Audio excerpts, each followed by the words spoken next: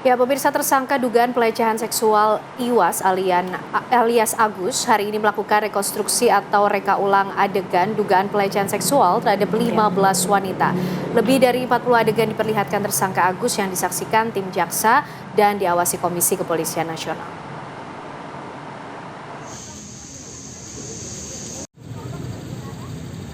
Polda Nusa Tenggara Barat menggelar rekonstruksi kasus dugaan pelecehan seksual yang melibatkan pria disabilitas Iwayan Agus Suwartama alias Agus. Dalam rekonstruksi, Agus yang telah ditetapkan sebagai tersangka turut dihadirkan.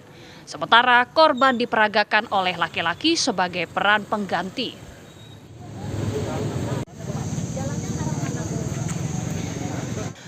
Ada 49 adegan yang diperagakan dalam rekonstruksi.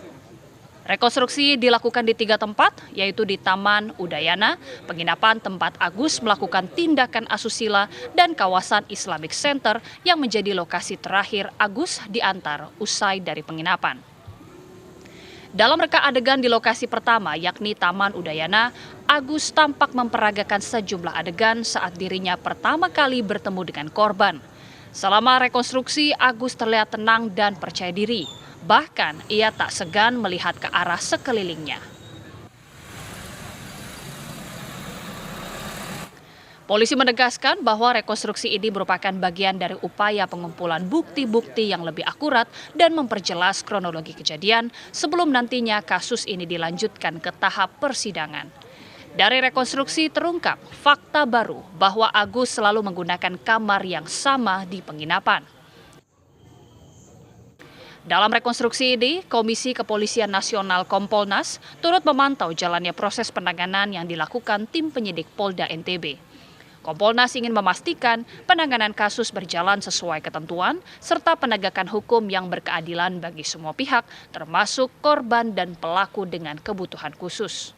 Tapi yang kami lakukan adalah sebatas bahwa penyidik sudah proper atau tidak. Jadi tidak hanya menangani tersangka, tetapi juga menangani korbannya.